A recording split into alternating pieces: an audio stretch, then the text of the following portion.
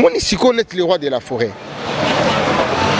Abanda kosala ba ONG poaza l'ambassadeur de la paix. Amona ki aza populaire et batwanda kolinga mingi bashegi. Alobi non. Bashege, ce sont des enfants délaissés. Nameka kozwa une partie ya banao bashege. Nameka ko former bango. Mais ce total il peut bien ONG le roi de la forêt à Nini bana tout ba kimaka à l'époque. Ils allaient sauter pour ne pas aller dans la polémique. Ce n'est pas une polémique, c'est la réalité. Et Lelo, il reste toujours l'ambassadeur de la paix, mais il y a une ONGT. Il y a une fondation Eranson. Et fondation, l'action n'est pas là, parce que moi je viens de Wenge Musica Maison. Tu es le roi de la forêt. Et à Kinshasa, il n'y a pas que le roi au Congo, il n'y a pas que le roi de la forêt ni as ambassadeur. Moi je pense que après le roi de la forêt, il y a eu Papa Wemba. Sotali na discours, il y a la Nation Unie, l'Union Européenne, parce que ce sont eux qui ont choisi Toto Yatembe. Et les critères, il y a choix, ils allaient bango moko. Ils savent le pourquoi poni kaka héritier. Parce que ma jeune basé belé, ma musicien basé belé. Et poni kaka yé pour couronner donc. Wata lelo il gère. Bon pour tout n'a qu'à l'approche à Wata, ils te diront. Du jour au jour, tu vas tomber dans la liboso naïe. Pour baya kozwa kaka tout. Bimisa pe ba prisonnier na bato ba détenu ba kanga ko futa mbongo entre ba Bercy ka ba œuvre ngonyo sawana. Les lots, personne ne peut en passer. Les gens disent que Awata Kabaka n'a évité ce robot yango. Banso abiko kabango taka ba impression abiko kabamo ko msu ozaka na 100 molingi bat ba mono ndio za na 1000 opesi ka 100 wana.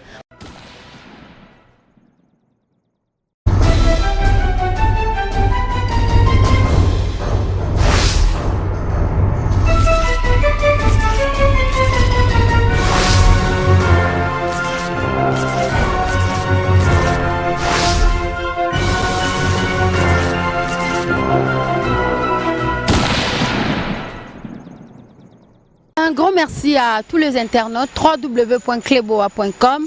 Merci à De la Nation, Tonton Banda, Pichumanga, Yachera, Pembe. Pembeza option, grand merci à vous parce que ça grâce à Binonde, Kleboa, site Nabiso Ezo Kende toujours le bosso.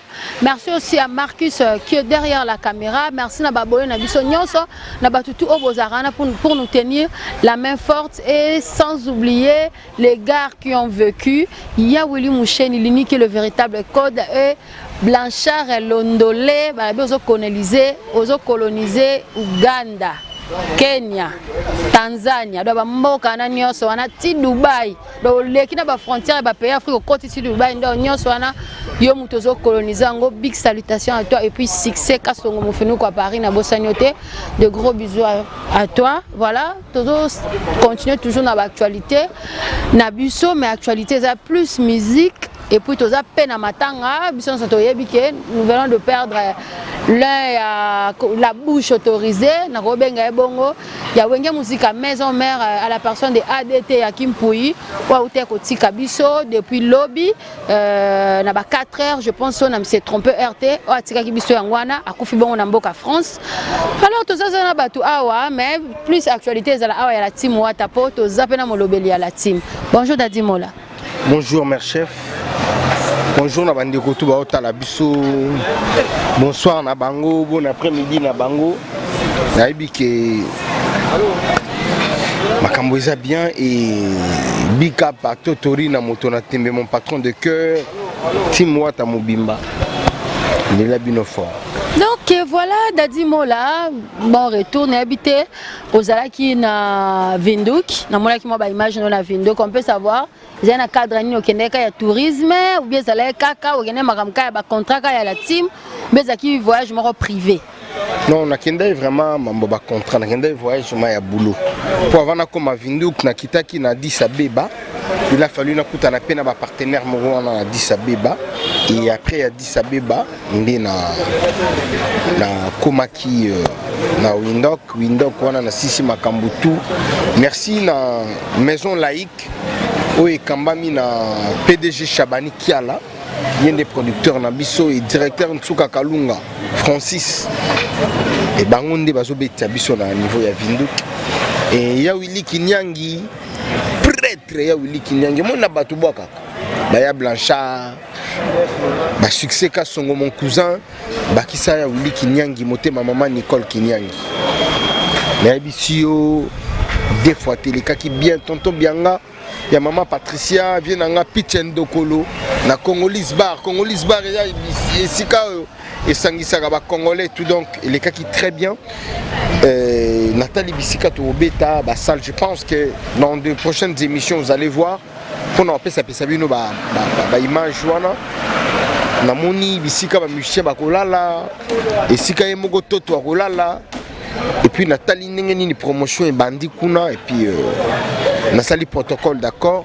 Ok, voilà, j'espère que la production est relève bien. Kuna na Winduk ka elo mort en wana. Voilà, to zongi suko na actualité à la team. Tomoni ba nommé Toto héritier Watanabe ambassadeur suprême, ce ambassadeur, expliquez bisona. Ambassadeur suprême de la paix. Ambassadeur suprême de la paix. Mais nous savons tous que nous avons un ambassadeur de Jézara, le roi de la forêt. Nous avons un ambassadeur de la paix. Tu es habité à ça nominé par qui? Et puis il se dit à quoi, qu'est-ce qu'il va faire? Et là on dit ouais, c'est là qui va s'intéresser pour ça là qui nini, pour éclaircir biso. Merci beaucoup. Omoni soto bi ke le roi na bi ki kaka ke so ko poser question retour na ngapi question là. Tu es le roi de la forêt. Et à Kinshasa, il n'y a pas que le roi au Congo, il n'y a pas que le roi de la forêt ni as ambassadeur. Moi je pense que après le roi de la forêt, il y a Papa Wemba. Sotali na discours, il y a la Nation Unie, l'Union européenne, parce que ce sont eux qui ont choisi Toto Yatembe. Et bah critère, il y a choix wana ezali bango moko. Ils savent le pourquoi bah poni kaka héritier. Parce que ma jeune basé belé, bah musicien basé belé. Et bah poni kaka yé pour bah couronné. Donc maintenant oh ezalaka kati ya moto kaka batunde ya mayele ba mona ango. Et ces gens-là savent qu'avec héritier, parce qu'il est l'ambassadeur juste en charge de la jeunesse.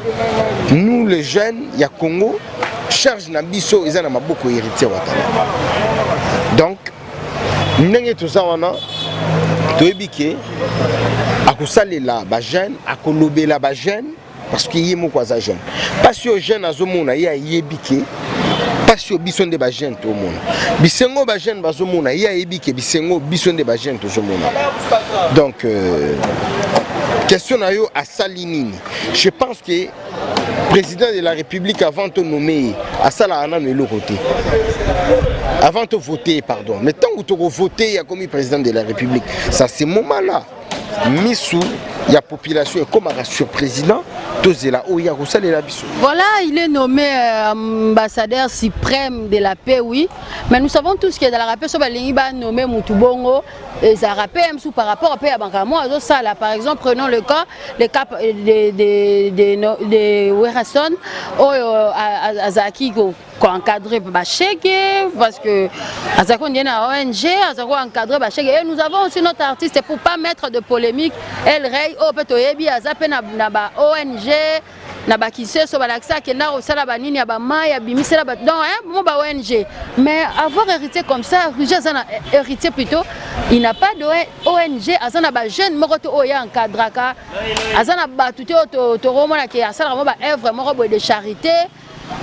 Bon, et là on peut il dit moi le que ça va te faire confusion pour bateau basana ba biloko wana ndebako ceux qui benga ba changer ba longola peut-être ambassadeur de la paix ou tout ce que que ça Werason ba ko cha mutu mususu o tebi que peut-être ça na ba œuvre moko ba salara pour na bateau ba dominer.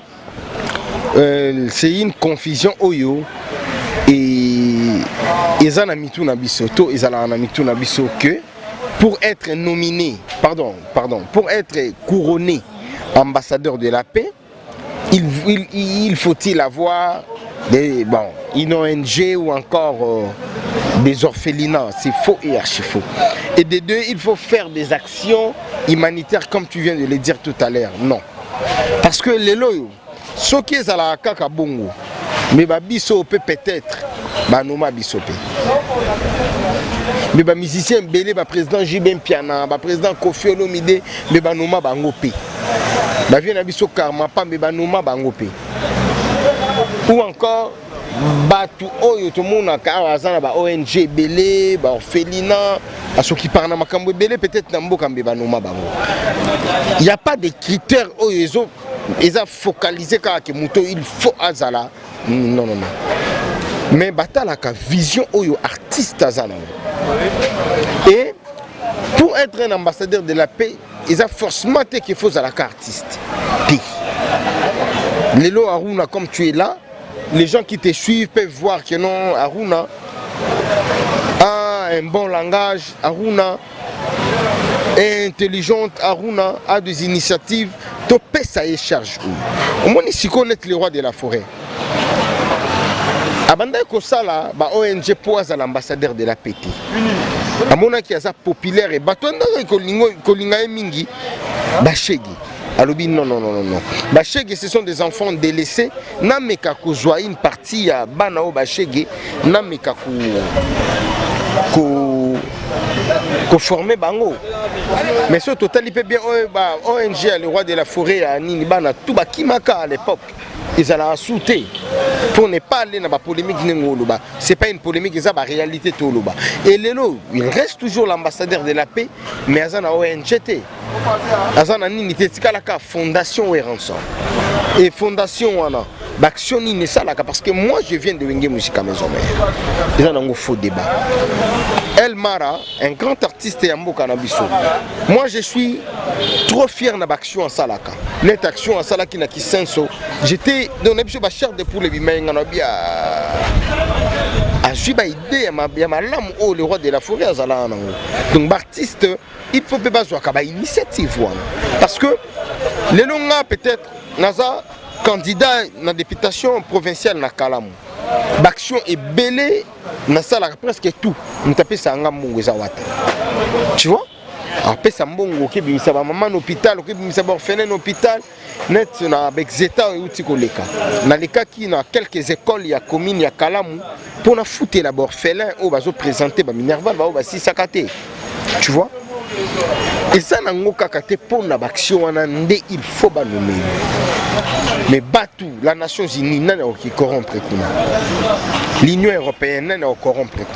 Donc, Bangonde Bazotala, parmi les artistes qui a un bon vent, qui peut mieux gérer, parce que Wata Lelo, il gère. Bon, pour tout le monde, va l'approche à Wata. Ils te diront.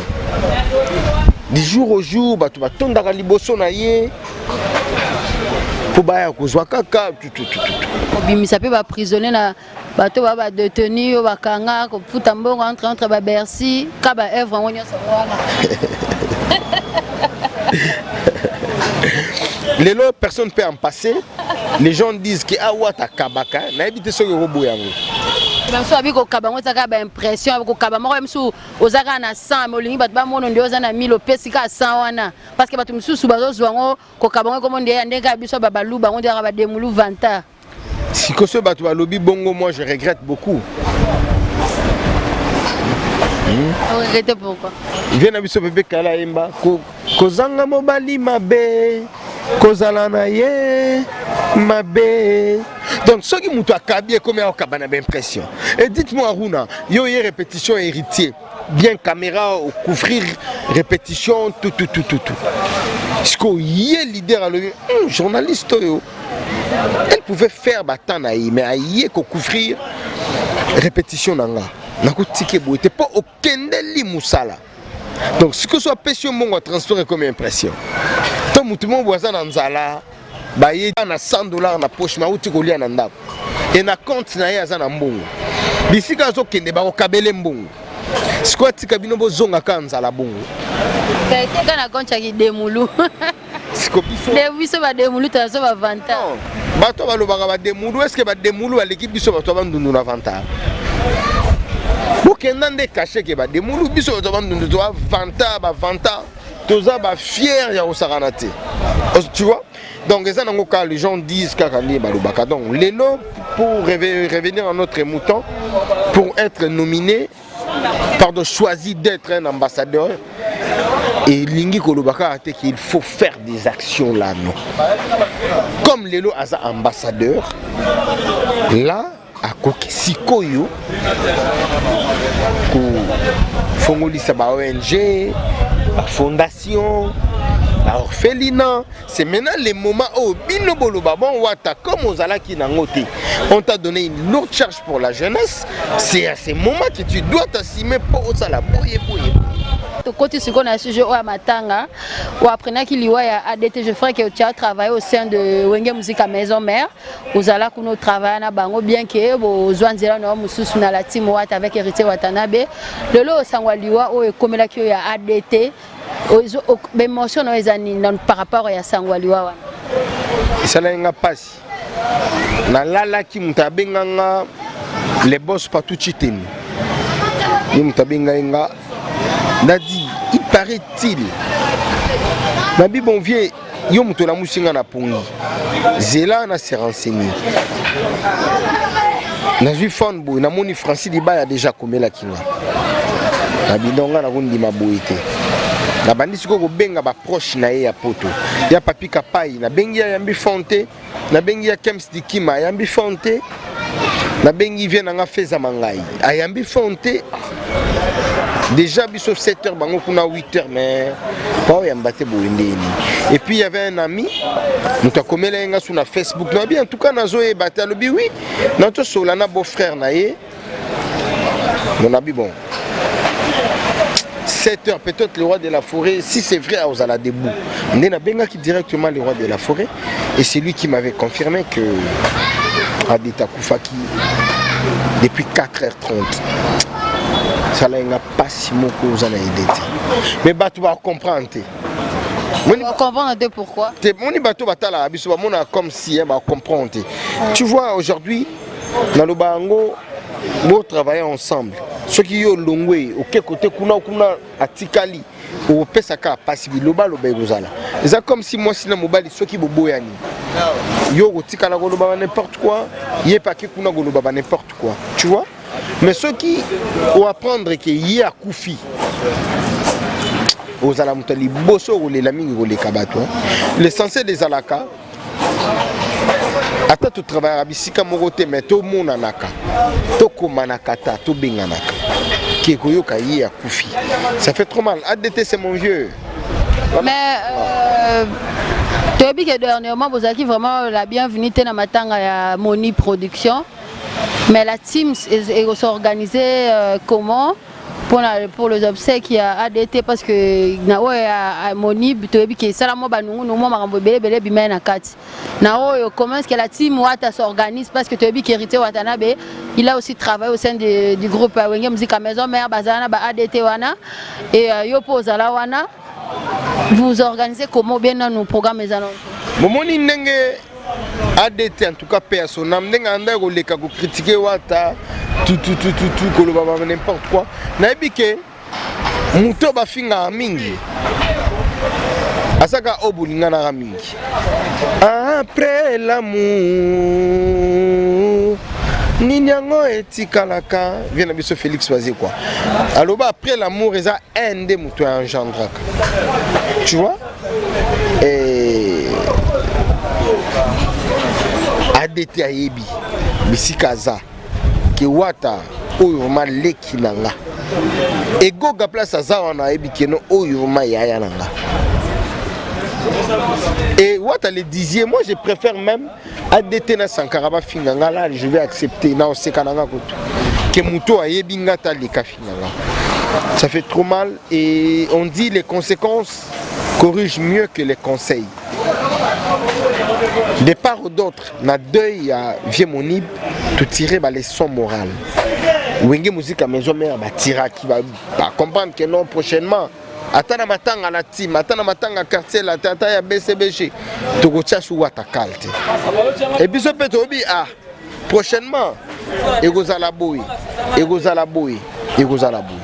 Et lelo Nzamba sunga biso. Nzamba sunga biso makambo bien koleka Et makambo mabe kozala te. Là vraiment je t'assure. Makambo bien kozala. Nambo vraiment ya bien kozala.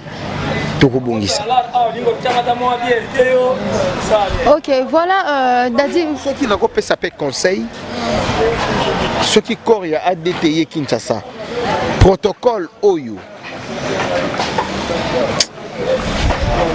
la sécurité, il y a la fois passé, va changer le mode de travail là-bas. On a des années si bozo banga déjà boye bake bakolanda bino mabanga babengani bino. Anani bakolanda. Mais oya monibe suka kiponje bo na suka na onka désordre yako sala. Désordre zalati. Bato alobi désordre zalati. Boyena ba impression yo boire so ba $10,000 ba bilo mo bongo boire kamaki. Oyebi soki mbongo boire kamaki. Oyebi pourquoi? Parce que les fans de Wenge Musique Maison Mère ne voulaient pas qu'Héritier Akine. Héritier Tikalaka, on a bamona ekala. Basimbate héritier car dans autres. Or, corps de G Kendeki et héritier fallait des cimetières. Bon, à signaler à des bailleurs, bah qui là pour balanda, azotan au maintenant mutuka pe Akine. En plus Nzembonanga, oh ils ont 4 albums. Les villageois contre les Kinois et les Kinois contre les villageois. Non, Mbelango, il y a Willy Kinyambi. Les boss Willy Kinyambi. Na rochape kombo maman Nicole na kati pour wana motema na ye. Et Chabani Kiala, notre producteur, le PDG de la maison laïque. Nchuka Kalunga boni basango ya vie amisi mabanza molatisi ya Lubango. La Pessimbote na Tonton Bianga, le cœur de maman Patricia.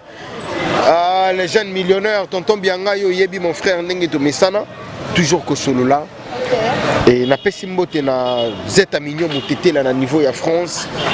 Il y a Willy Mocheni, prêtre, il y a un vrai code mondial. Il y a l'ONA partout. Il y a aucun window comme on a bien Willy Mocheni. Il y a Willy en tout cas prêtre. Na Pessimbote na il y a Jorgi Samba. Yo yebi toujours kulu toza procureur et Autriche. Mukubwa Shabani vient na ngana boaka okala Mukubwa Shabani. La question mbote Fabrice Tanzambi. Mon cousin. Ok, honorable Dadi Mola, comme da honorable suma banga peso que zo le kamabe. Mon disco biso toi bato leskenti.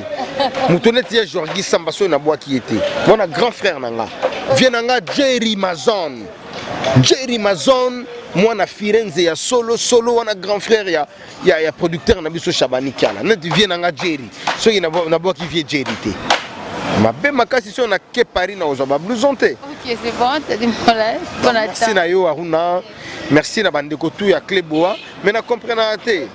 Kleboa na sala nini o mona be mission Karibu soto sali o ekota na Kleboa.